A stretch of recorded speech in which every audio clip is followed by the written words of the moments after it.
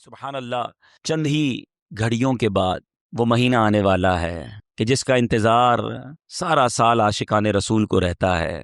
پنجابی کے شاعر لکھتے ہیں نا، خوشیاں دا ویلا آ گیا، غم دور ہو گئے.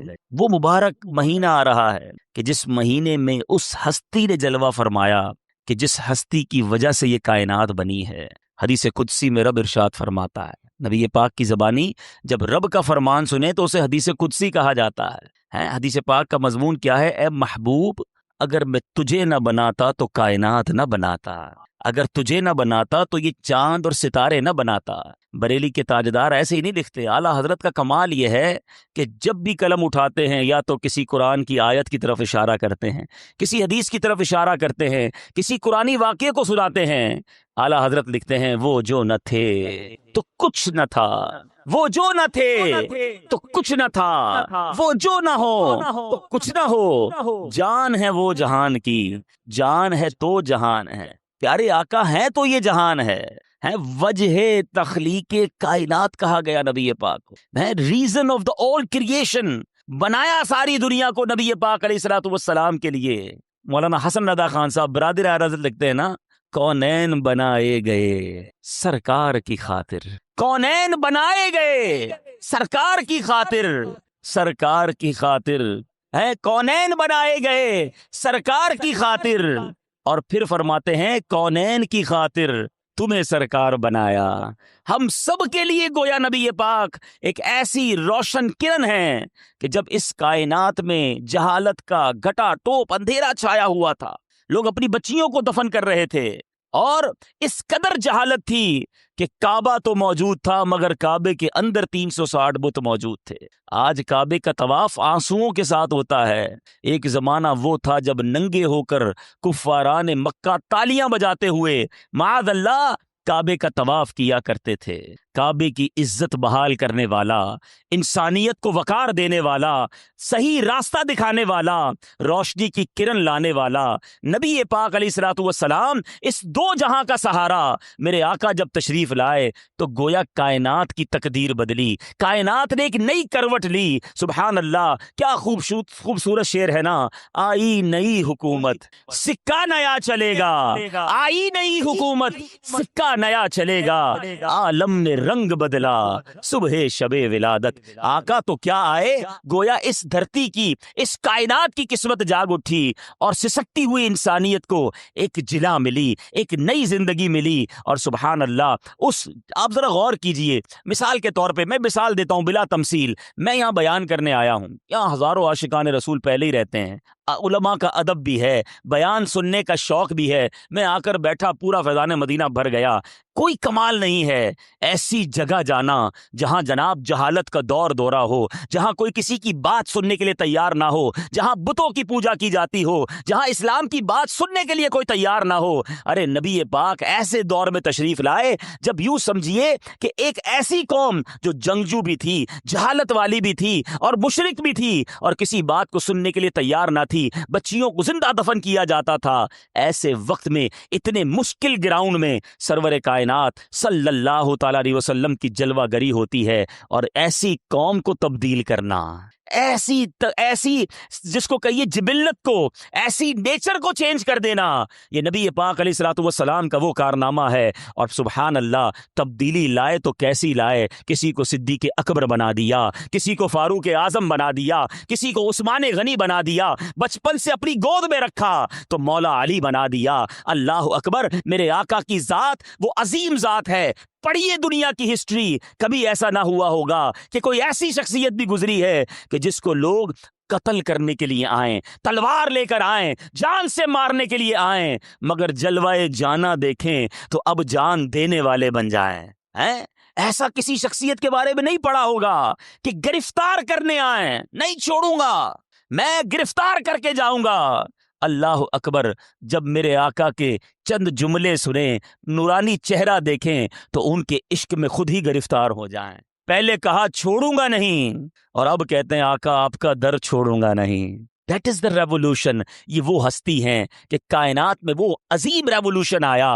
آج بھی سبحان اللہ اب ذات مصطفیٰ صلی اللہ تعالیٰ علیہ وسلم کی برکات کی بات کریں، آپ کے اعجاز کی بات کریں، آپ کی جناب اسپیشلٹیز کی بات کریں، تو سچی بات یہ ہے 1400 سال سے زیادہ وقت گزر گیا ہے.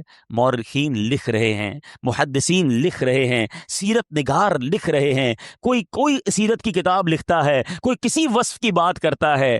بات یہ ہے کہ 1400 سال گزرے ہیں، بات ابھی تک پوری نہیں ہوئی ہے. یہ کیسی ہستی ہے کہ جس کی بات ہی پوری نہیں ہو رہی ہے. اللہ اللہ، شاعر لکھتے ہیں نا، زندگیاں ختم ہوئیں اور قلم ٹوٹ گئے، زندگیاں ختم ہوئیں اور قلم ٹوٹ گئے. آقا تیرے اوصاف کا ایک باب بھی پورا نہ ہوا. دلدار بڑے آئے، محبوب بڑے دیکھے، جو دیکھے سبھی ان کے قدموں میں پڑے دیکھے. ارباب نظر کو کوئی ایسا نہ ملے گا، بندے تو بہت مل جائیں گے، پر آقا نہ ملے گا. تاریخ اگر ڈھونڈے گی ثانی محمد، ثانی تو بڑی چیز ہے، سایہ نہ ملے گا.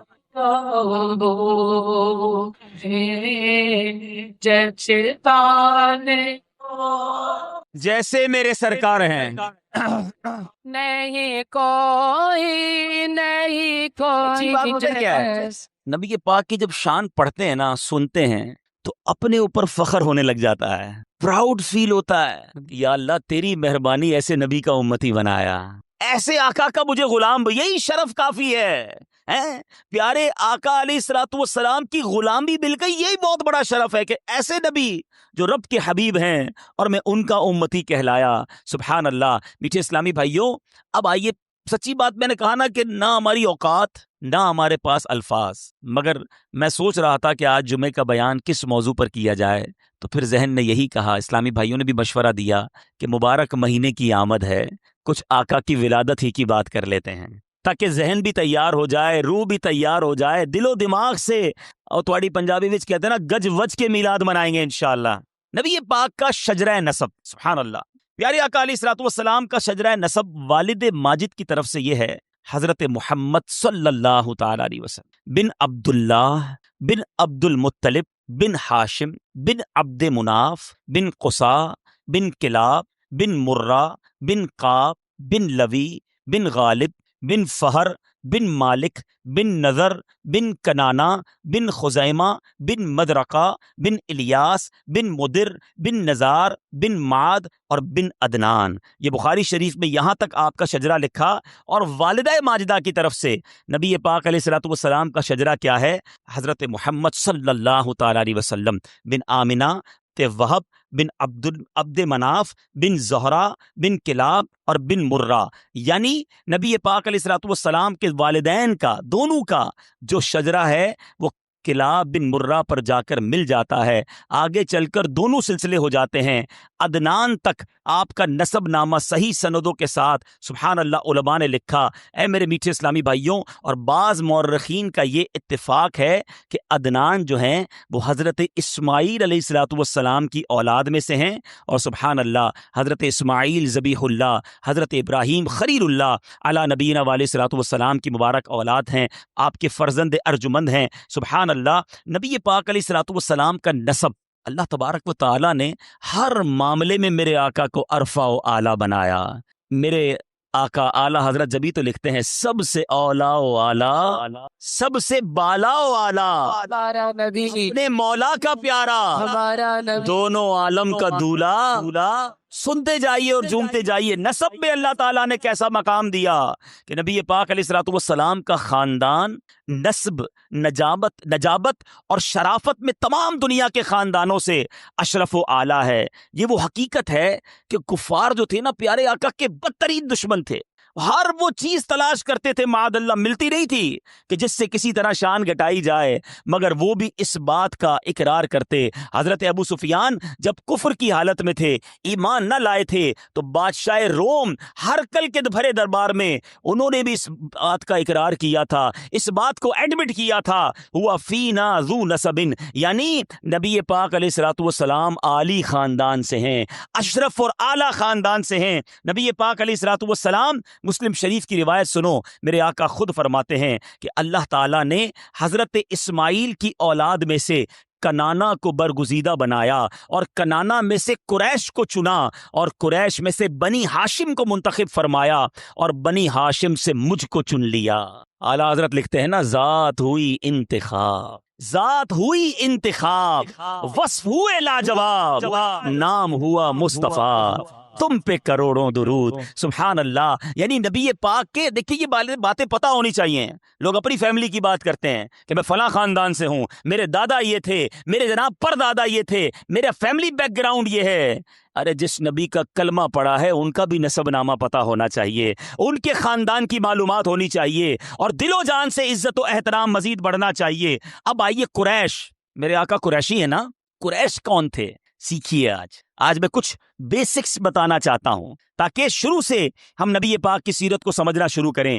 قریش جو تھے، پیارے آقا علیہ الصلوۃ والسلام کے خاندان نبوت میں سبھی حضرات اپنی گوناگو خصوصیات کی وجہ سے بڑے نامی گرامی ہیں، مگر چند ہستیاں ایسی ہیں جو آسمان فضل و کمال پر چاند تارے بن کر چمکے۔ ان باکمالوں میں فہر بن مالک، نام یاد رکھنا ہے، فہر بن مالک بھی ہیں، ان کا لقب قریش ہے اور انہی کی اولاد قریشی کہلاتی ہے۔ فہر بن مالک جو تھے، یہ قریش کس لیے کہلاتے؟ قریش عربی میں کہتے ہیں ایک سمندری جانور کو جو بہت طاقتور ہوتا ہے اور سمندری چھوٹے جانوروں کو کھا ڈالتا ہے۔ یہ تمام جانوروں پر ہمیشہ غالب رہتا ہے اور کبھی مغلوب نہیں ہوتا۔ چونکہ فہر بن مالک شجاعت، طاقت، بہادری میں تمام قبائل عرب پر غالب رہے، اس لیے تمام اہل عرب ان کو قریش کے لقب سے پکارنے لگے۔ چنانچہ میرے میٹھے اسلامی بھائیوں، اب غور کیجئے کہ نبی پاک علیہ الصلوۃ والسلام کا نسب سلسلہ جو ہے فہر بن مالک سے ملتا ہے، ماں باپ دونوں کا جو نسب ہے جا کر ملتا ہے، اس لیے میرے آقا قریشی کہلائے۔ نبی پاک ہاشمی بھی ہیں۔ ہاشم کون تھے؟ آئیے یہ بھی سنتے ہیں۔ پیارے آقا کے پردادا کا نام تھا ہاشم۔ اصل نام ان کا پتہ کیا تھا؟ یہ تو ان کا نام پڑ گیا، ان کا اصل نام عمر تھا۔ انتہائی بہادر، بے حد سخی، اعلیٰ درجے کے مہمان نواز تھے۔ سبحان اللہ۔ پنجاب کے لوگ بڑی مہمان نوازی کرتے، سنو میرے آقا کے پردادا بھی بڑے مہمان نواز۔ اچھا، مہمان نوازی کا عالم یہ تھا کہ ایک سال عرب میں قحط پڑ گیا تو لوگ دانے دانے کو محتاج ہو گئے، تو ملک کے شام سے انہوں نے خشک روٹیاں خریدی اور حج پر جب حاجی آنے تھے تو ان روٹیوں کا چورا کیا، اونٹ کے گوشت کے شوربہ ملایا، سرید بنایا اور حاجیوں میں بانٹنے لگ گئے۔ ہاشم پتہ ہے کسے کہتے ہیں؟ روٹیوں کا چورا کرنے والے کو ہاشم کہتے ہیں، اس لیے ان کا نام ہاشم پڑ گیا۔ تو اب سمجھ آ گئی بھائی، فہر بن مالک قریش تھے اور عمر جو تھے پیارے آقا کے پردادا، ان کا لقب پڑا ہاشم، اور میرے آقا قریشی بھی کہلائے، ہاشمی بھی کہلائے۔ پیارے آقا علیہ الصلوۃ والسلام کے آباء و اجداد پر تو بہت کچھ ہے بیان کرنے کے لیے، مگر آج میں ولادت مصطفیٰ صلی اللہ تعالی علیہ وسلم سے پہلے کا ایک عظیم واقعہ سنانا چاہتا ہوں۔ تو ایک واقعہ جو ہمارے ایمان کو بھی جلا بخشتا ہے، ہمارے عقیدے کو بھی تقویت دیتا ہے، نبی پاک کی شان بھی بیان کرتا ہے، اور یہ واقعہ قرآنی واقعہ ہے۔ اور یہ واقعہ کون سا واقعہ ہے؟ جس کو ہم سورہ فیل میں پڑھتے ہیں، سنتے ہیں، ہاتھی والا واقعہ۔ یہ واقعہ کیا تھا میرے میٹھے اسلامی بھائیوں؟ نبی پاک کی پیدائش سے 55 دن پہلے، کتنے دن پہلے؟ ریپیٹ کریں گے، کتنے دن پہلے؟ 55 دن پہلے یمن کا بادشاہ ابرہا، اس نے جناب پلان کیا کہ ہاتھیوں کا لشکر لے کر جاؤں گا اور کعبے کو ڈھا دینا ہے۔ نہ کعبہ رہے گا، نہ مسلمان اس کا طواف کرنے جائیں گے، نہ حج کریں گے۔ اب اس نے لشکر تیار کیا، بڑے بڑے ہاتھی، اور جس ہاتھی پر وہ خود بیٹھا تھا وہ ہاتھی، اس کا نام تھا محمود، بڑا بڑا ہاتھی تھا۔ اب جناب وہ لے کر مکہ پاک پہنچا۔ اب مکہ پاک میں جیسے پہنچا تو وہاں جو ہے وہ ابرہا، اس سپہ سالار کا نام تھا، تو حضرت عبد المطلب جو تھے پیارے آقا علیہ الصلوۃ والسلام کے مبارک دادا شریف، وہ گئے اور جا کر جب ملنے گئے تو ابرہا نے بڑے اس کو احتشام کے ساتھ، بڑے آنر کے ساتھ بٹھایا کہ قریش کے سردار آئے ہیں۔ تو اس نے کیا کیا تھا؟ ابرہا نے خوف پھیلانے کے لیے مکے کے لوگوں کے مویشی، مال مویشی، گھوڑے، اونٹ وہ پہلے سے گرفتار کر لیے۔ ایک عجیب سا خوف پھیل گیا تھا۔ تو حضرت عبد المطلب گئے اور جا کر کہا کہ آپ نے ہمارے شہر کے لوگوں کے اونٹ لے لیے ہیں، جانور قبضہ کر لیا ہے۔ تو ابرہا کہتا ہے میں تو سوچا میں نے یہ خیال کیا کہ آپ مجھ سے یہ نیگوشیٹ کرنے آئے ہیں، یہ بات کرنے آئے ہیں کہ جناب کعبے پر حملہ نہ کیا جائے، یہ مسلمانوں کا اللہ کا گھر ہے اور ہم یہاں عبادت کرتے ہیں، آپ کو اپنے مویشیوں کی فکر ہے۔ میں تو سمجھا آپ سردار ہیں اور سرداروں والی بات کریں گے۔ اللہ اکبر۔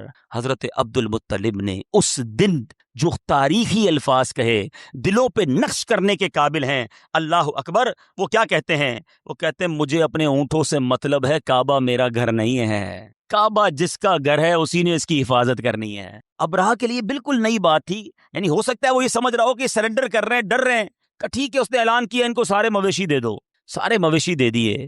حضرت عبد المطلب نے اپنی قوم کے پاس جا کر ایک عظیم اعلان کیا کہ اے قوم کے لوگوں، اب تم پہاڑوں پر چلے جاؤ، مکے کو خالی کر دو۔ یہ دنیا کی عجیب جنگ تھی کہ کوئی ریٹیلیشن کے لیے موجود نہیں تھا، کوئی جناب کسی فوج کو روکنے کے لیے موجود نہیں تھا۔ ایک طرف کعبے کو ڈھانے کا پلان ہے، تہس نہس کرنے کا ارادہ ہے، دوسری طرف مسلمانوں میں اعلان کیا جا رہا ہے، اس وقت کے ایمان والوں میں اعلان کیا جا رہا ہے کہ دور ہٹ جاؤ، کوئی سامنے نہ آئے، اپنے مال مویشی، اپنا مال و اسباب لو اور پہاڑوں پہ چلے جاؤ۔ مکے کے لوگ پہاڑوں پر چلے گئے۔ آج بھی مکہ شریف دیکھیں تو کعبے کے چاروں طرف پہاڑ ہیں، گویا وہ پہاڑوں پر کھڑے ہو کر رب کی قدرت کا نظارہ دیکھنا چاہتے تھے۔ حضرت عبد المطلب نے قوم کو تو اوپر بھیجا، خود کعبے پر آتے ہیں، کعبے کا دروازہ تھامتے ہیں اور گریہ وزاری کرتے ہوئے رب عز و جل کی بارگاہ میں دعا کرتے ہیں کہ اے اللہ عز و جل، اے میرے مالک، بے شک ہر شخص اپنے گھر کی حفاظت کرتا ہے، لہٰذا تو بھی اپنے گھر کی حفاظت فرما اور ان بے ایمانوں کے مقابلے میں اپنے کلمہ پڑھنے والوں، اپنے اطاعت شعاروں کی مدد فرما۔ عبد المطلب نے بھی دعا مانگی، خود بھی پہاڑ پر چلے گئے۔ اللہ اکبر۔ اب ہاتھی کا لشکر تیار ہے حملہ کرنے کے لیے۔ دنیا کا دستور ہے میزائل کا مقابلہ میزائل سے کیا جاتا ہے، نیوی کا مقابلہ، پانی کے جہازوں کا مقابلہ پانی کے جہازوں سے کیا جاتا ہے، بری فوج ہو تو مقابلے میں بری فوج آتی ہے۔ اللہ اکبر۔ میرے رب نے اپنی قدرت کا وہ نظارہ دکھایا، ایک طرف ہاتھی ہیں، دوسری طرف ابابیل بھیجے جا رہے ہیں۔ کوئی بڑا ہتھیار نہیں تھا، چھوٹا سا پرندہ بھیجا گیا۔ اللہ اکبر۔ اور ان پرندوں نے کوئی پہاڑ نہ گرائے۔ ارے ہاتھی کو مارنے کے لیے بڑی بڑی چٹانیں درکار ہیں۔ میرے رب نے رہتی دنیا کو ان اللہ علی کل شیء قدیر کا وہ نظارہ دکھایا کہ رب چاہے تو ہاتھیوں کے لشکر کو چھوٹے کنکر سے تباہ کر سکتا ہے۔ وہ ابابیل کا لشکر آتا ہے، کنکر پھینکے جاتے ہیں اور وہ کنکروں نے کمال کر دیا۔ کیا میزائل کام کرتے؟ روایتوں کے الفاظ ہیں کسی فیل سوار کے سر پر، اس کے سر پر وہ پتھر گرتا، اس کو چیرتا، ہاتھی کو چیرتا اور زمین میں جا کر نصب ہو جاتا۔ جس کو پتھر لگنا تھا اس پتھر پر اس کا نام موجود تھا، صرف چیرا نہیں بلکہ پرخ سے اڑا دیے، نام و نشان ختم ہو گیا۔ یہ وہ واقعہ ہے میرے میٹھے اسلامی بھائیوں، ساری دنیا میں اسلام کا، کعبے کا، ایمان والوں کا ایک روب اور دبدبا بیٹھ گیا، ان کے دلوں میں خوف بیٹھ گیا کہ اس قوم سے کیسے لڑ سکتے ہیں کہ جس کے لیے آسمان سے ابابیل آ جاتی ہے، آسمان سے مدد آتی ہے۔ ایک گویا خوف پھیلا دیا گیا۔ اللہ اکبر۔ علماء کہتے ہیں یہ میرے آقا کی آمد سے صرف 55 دن پہلے کا واقعہ ہے۔ ساری دنیا کو بتانا تھا کہ کسی کی آمد ہونے والی ہے، کسی کی جلوہ گری ہونے والی ہے۔ دنیا کا دستور ہے صبح ہونے سے پہلے تھوڑا سا اجالا پھیلتا ہے، تارے چلے جاتے ہیں، پتہ چلتا ہے صبح آنے والی ہے۔ کسی بھی بڑے اعلان سے پہلے کوئی پریپریشن ہوتی ہے۔ اللہ اکبر۔ اس دنیا میں نبی پاک کے آنے سے پہلے اصحاب فیل کا واقعہ سارے عالم کے لیے ایک اعلان تھا کہ سن لو، آئی نئی حکومت، سکہ نیا چلے گا، عالم نے رنگ بدلا، صبح شب ولادت۔ اب میں سورہ فیل پڑھنا چاہوں گا اور اس کا ترجمہ بتانا چاہوں گا۔ ایمان بھی تازہ ہونا ہے، عقیدہ مزید مضبوط ہونا ہے۔ میں ایک بار پھر سوال کرتا ہوں، یہ واقعہ نبی پاک کی آمد سے کتنے دن پہلے ہوا تھا؟ ماشاءاللہ یاد ہو گیا، یاد رکھنا۔ اب سنو سورہ فیل۔ سبحان اللہ۔ اللہ تعالیٰ قرآن مجید میں ارشاد فرماتا ہے، بسم اللہ الرحمن الرحیم، الم تر کیف فعل ربک باصحاب الفیل۔ اے محبوب کیا آپ نے نہ دیکھا، الم ترا، اے محبوب کیا آپ نے نہ دیکھا کہ آپ کے رب نے ان ہاتھی والوں کا کیا حال کیا؟ آقا تو تشریف ہی نہیں لائے تھے، آقا تو 55 دن بعد دنیا میں آئے، اور قرآن کہہ رہا ہے، قرآن کا ایک ایک لفظ حق ہے۔ اے محبوب आपने ना देखा तो अब पता क्या चल रहा है कि अल्हम्दुलिल्लाह जो हमारा अकीदा है वही है अव्वल, वही है आखिर, वही है जाहिर, वही है बातिन, उसी के जलवे, उसी से मिलने, उसी से उसकी तरफ गए थे। नबी पाक की वो हदीस याद करो कि मेरे आका फरमाते जिसका मजमून है मैं उस वक्त भी नबी था कि जब आदम अलैहिस्सलातु वस्सलाम पानी और मिट्टी के दरमियान थे। अल्लाह अकबर, मेरे रब ने अपने नूर से अपने नबी का, अपने हबीब का नूर पैदा किया तो मेरे आका की शान वो है। कुरान कहता है, अब जरा आगे अल्फाज सुनिएगा, रब फरमाता है अलम यजअल कैदहुम फी तदलील, क्या उनके दाव को तबाही में न डाला। व अरसला अलैहिम तैरन अबाबील, और उन पर परिंदों की टुकड़ियां भेजी, टोलियां भेजी। तरमीहिम बिहिजारतिम मिन सिज्जील, और क्या किया हुआ कि उन्हें कंकर के पत्थरों से मारे हैं। उस कंकर ने हाल क्या किया, फजअलहुम कअस्फिन माकूल, उन्हें चबाए हुए भुस जैसा बना डाला। अल्लाह अकबर, ये मेरे रब की शान, वो नज़ारा था। और ये एक वाक़या अदा हुआ मेरे बीचे इस्लामी भाइयों, नबी पाक अलैहिस्सलातु वस्सलाम की तशरीफ आवरी से पहले असहाब फील का वाक़या। नागहां बारान रहमत से सरजमीन अरब सरसब्ज़ व शादाब हो गई। बरसों की खुश साली दफा होकर पूरे मुल्क में खुशहाली का दौरा हो गया। बुतों का मुंह के बल गिर जाना, फारस के मजूसियों की 1000 साल से जलाई हुई आग का एक लम्हे में बुझ जाना, कसरा के महल का जलजला और उसके 14 कुंगरों का मुनहदिम हो जाना, हमदान और कुम के दरमियान 6 मील लंबे 6 मील चौड़े बहरे सावा का यकायक बिल्कुल खुश्क हो जाना, शाम और कूफा के दरमियान वादी समावा की खुश्क नदी का अचानक जारी हो जाना, प्यारे आका की वालिदाए माजिदा के बदन से ऐसे नूर का निकलना जिससे बुसरा के महल रोशन हो गए। ये सब वाकयात किसी सिलसिले की कड़ी हैं, किसी आमद की नबी सुनाई जा रही है। नबी पाक अलैहिस्सलातु वस्सलाम से की आमद से पहले ये मुबश्शरात बनकर आलम कायनात को ये खुशखबरी देने लगे कि मुबारक हो वो शाह पर्दे से बाहर आने वाला, मुस्तफ़ा जाने रहमत, शमए बज़्म हिदायत, नौशए बज़्म जन्नत, तय करे जूदो सखावत, मंबए इल्म हिकमत, सल्लल्लाहु तआला अलैहि वसल्लम पर दुरूद हर दिन पढ़ना, रोज़ाना पढ़ना बहुत ज़्यादा बरकतें लाता। मगर जितनी दुरूद पाक की किताबें हैं जिसमें अहादीस को जमा किया गया, हम देखें तो बाकायदा उसमें एक अलग चैप्टर है, अलग बाब बनाया जाता है कि शबे जुमा और जुमा के दिन दुरूद पढ़ने की फजीलत। यानी नबी पाक अलैहिस्सलातु वस्सलाम की कई अहादीस सिर्फ स्पेशली जुमेरात की रात और जुमा के दिन दुरूद पढ़ने वालों के फ़ज़ाइल पर हैं। सुभान अल्लाह, बड़ी मशहूर हदीस है। नबियों के सरवर सल्लल्लाहु तआला अलैहि वसल्लम इरशाद फरमाते हैं, जिसने मुझ पर जुमा के दिन, हदीस पाक का मजमून है, जिसने मुझ पर जुमा के दिन 200 बार दुरूद पाक पढ़ा उसके 200 बरस के गुनाह मुआफ़ कर दिए जाएंगे। अब ज़रा सोचिए कि 200 बार दुरूद पाक में देरी कितनी लगती है। यानी जुमा का दिन स्पेशल है दुरूद पाक के लिए। एक और हदीस पाक में नबी पाक फरमाते हैं जिसका मजमून है कि जब जुमेरात की रात आती है, जुमा का दिन आता है, तो अल्लाह के कुछ फरिश्ते ऐसे हैं जो चांदी के वरक और सोने के कलम लेकर आते हैं और इस दिन और रात जो दुरूद पढ़ते हैं उनका नाम उसमें लिखते चले जाते हैं। एक और शानदार फजीलत नबी पाक सल्लल्लाहु अलैहि वसल्लम ने फरमाया जिसका मजमून है, और दिनों का दुरूद फरिश्ते मुझ तक पहुंचाते हैं। बाकी हफ्ते में पढ़ें तो फरिश्ते पहुंचाते हैं। आका फरमाते हैं जुमा के दिन कोई दुरूद पढ़े बन्नफ्स नफीस में खुद समात करता हूँ, कोई वास्ता नहीं, डायरेक्ट डायलिंग है। जुमा का दिन जितना हो सके नबी पाक अलैहिस्सलातु वस्सलाम पर ख़ास दुरूद पाक पढ़ें। और वैसे भी माशाअल्लाह जुमा की एक और फजीलत हमेशा जहन में रहनी चाहिए, वो ये है कि जुमा की एक नेकी 70 नेकियों के बराबर है। अब मिसाल के तौर पे आपने एक नेक काम करने होते हैं, अल्लाह की रहमत से बहुत सारी चीज़ें जहन में होती हैं, तो आप कोशिश करें कि जुमा के दिन वो काम ज़रूर करें। अब इतवार को आपने किसी मरीज़ को देखने जाना है, आपने सोचा हुआ है यार पीर वाले दिन मैं अपने किसी गरीब रिश्तेदार की मदद भी करूंगा, उसको बुलाया मैंने पीर को, मैं उसको कर्जा देना है, उसको इलाज के पैसे देने, व्हाटएवर जो नेकी आपने 2-3 दिन बाद करनी है ना, कोशिश करें कि उसको थोड़ा जल्दी करके जुमा को कर लें।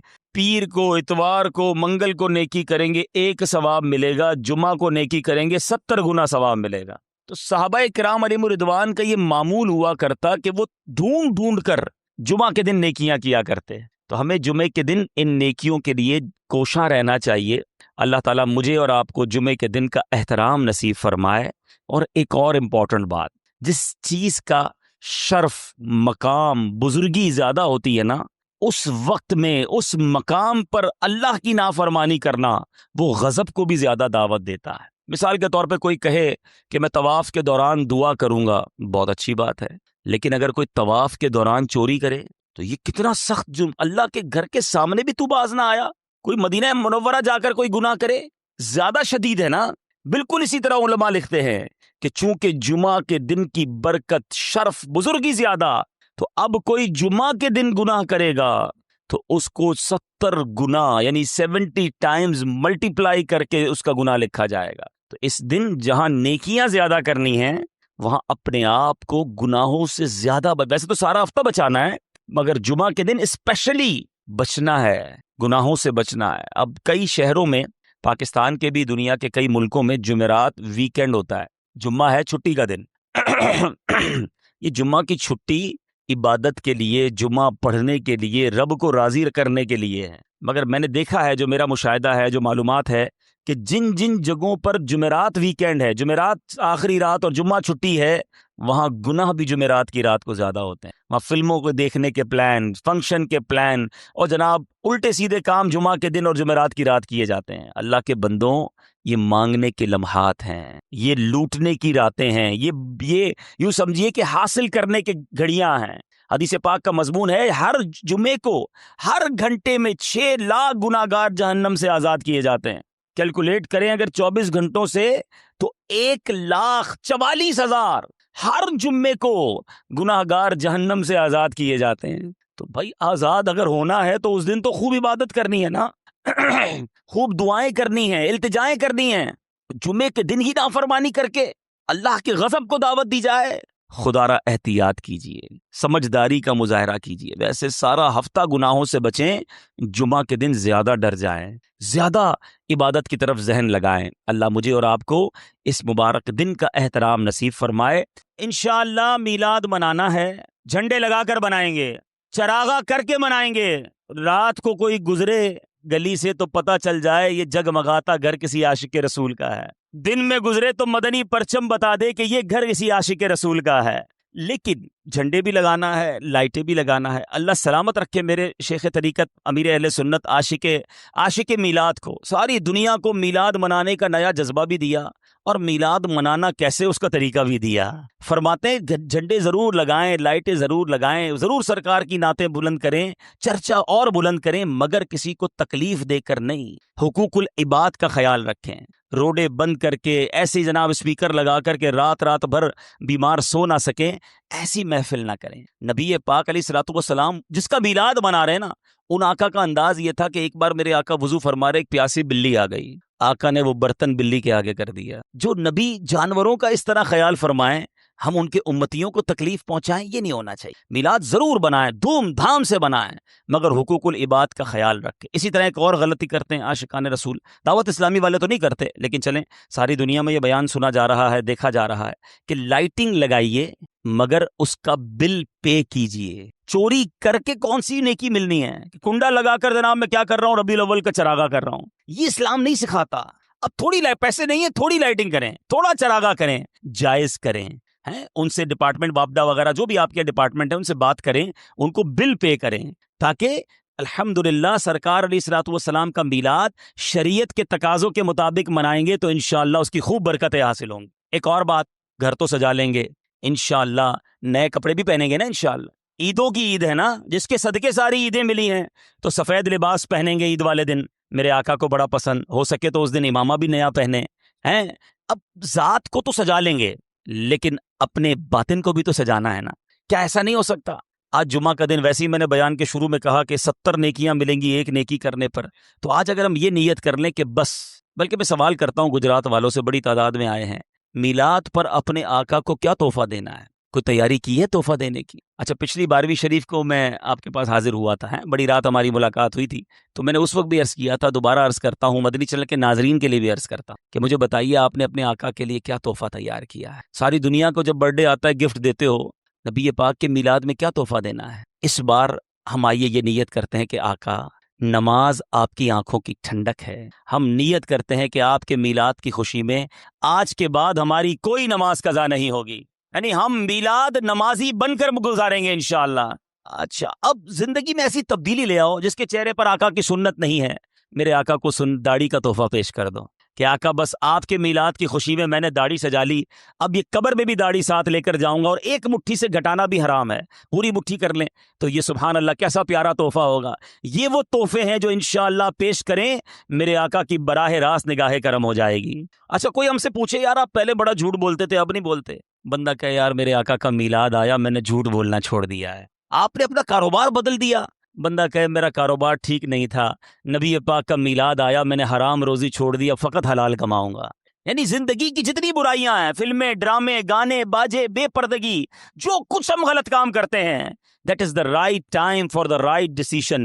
بہترین موقع ہے اپنی زندگی میں تبدیلی لانے کا. خوشیاں دا ویلا آ رہا ہے، جمعہ کا دن ہے، یہ آخری جمعہ ہے ربیع الاول سے پہلے. آؤ نیت کرتے ہیں کہ نبی پاک کا میلاد اس بار میرے آقا کے سنتوں کا پیکر بن کر منائیں گے، نبی پاک کی سنتوں پر عمل کر کے بنائیں گے، حرام روزی کو چھوڑ کر بنائیں گے، فلموں، ڈراموں، گانوں، باجوں سے توبہ کر کے بنائیں گے. انشاءاللہ ایسا اس بار میلاد مناؤ کہ شیطان دم دبا کر بھاگ جائے کہ نبی پاک کے غلام جاگ گئے ہیں، اب یہ پیارے آقا کے سچے امتی اور سچے عاشق رسول بننے کا عزم کر بیٹھے ہیں. پھر دیکھیں انشاءاللہ زندگی بھی اچھی گزرنی ہے، اور قبر میں جاؤ گے نا تو پتہ ہے کیا ہونا ہے. بریلی کے تاجدار لکھتے ہیں قبر میں لہرائیں گے تا حشر چشمے نور کے، انشاءاللہ قبر میں لہرائیں گے تا حشر چشمے نور کے، جلوہ فرما ہوگی جب طلعت رسول اللہ کی. آقا تشریف لائیں گے، قبر جگمگا اٹھے گی، اور انشاءاللہ اپنے غلام کو سینے سے لگائیں گے. تو ایسی زندگی گزارنی ہے، اور ایسی زندگی گزارنا شریعت کے مطابق میلاد منانا کیسے ہے، اس کی ان تمام طریقوں کے لیے دعوت اسلامی کے مدنی ماحول سے وابستہ ہو جائیں.